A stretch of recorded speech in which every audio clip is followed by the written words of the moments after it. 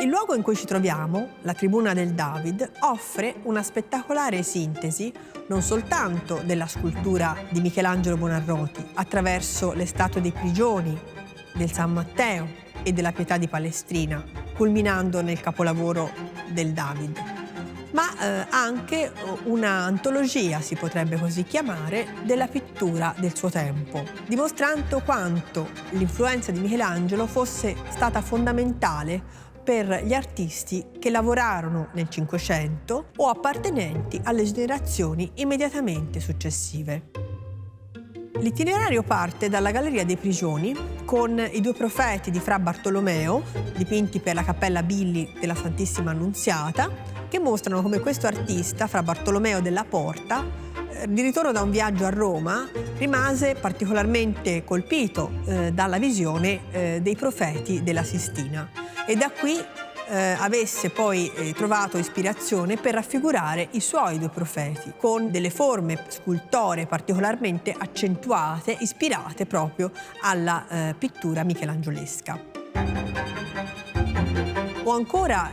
l'itinerario può continuare con il grande quadro Con Venere e Amore di Pontormo, che di Michelangelo fu un grande stimatore e che godette della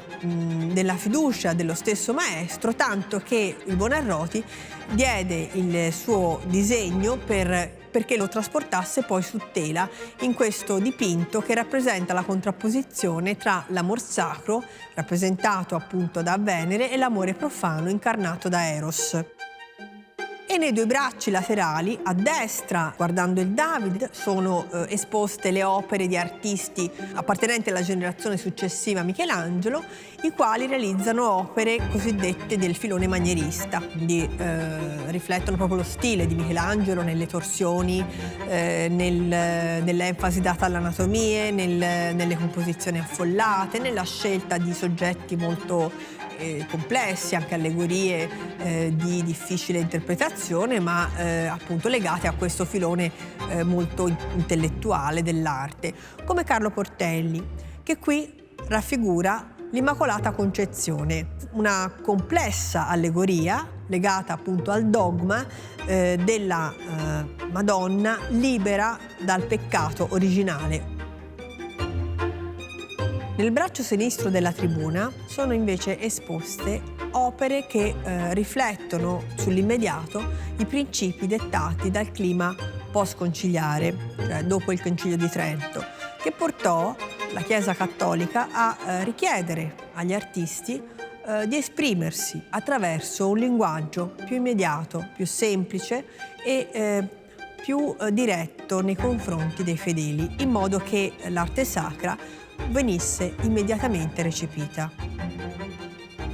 Questa breve panoramica sulla pittura esposta in tribuna ci consente di capire quanto l'arte di Michelangelo possa essere non soltanto ammirata, come lo è da secoli in tutto il mondo, ma anche offra un modo per meditare su quanto l'eredità del grande genio del Buonarroti abbia avuto presa sull'arte del suo secolo attraverso molteplici filoni, un filone di ispirazione